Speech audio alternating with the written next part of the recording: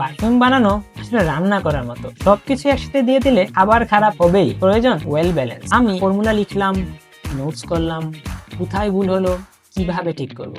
That failure made me obsessed. Then one thing I realized, যদি আমি perfume বানাই, it must have its own identity, একটা vibe, একটা personality. বাংলাদেশে sweet, woody, smoky, spicy, warm টাইপের scent জনপ্রিয়।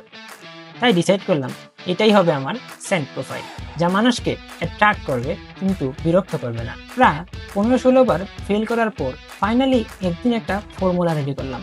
I smell it and I froze. It felt warm, sweet, starting, exactly the vibe I wanted. Formula ready করলাম, পারফিউমও ready করলাম। এখন কি শুধু আমার ভালো লাগলে চলবে? আপনাদেরও তো ভালো লাগতে হবে, তাই না?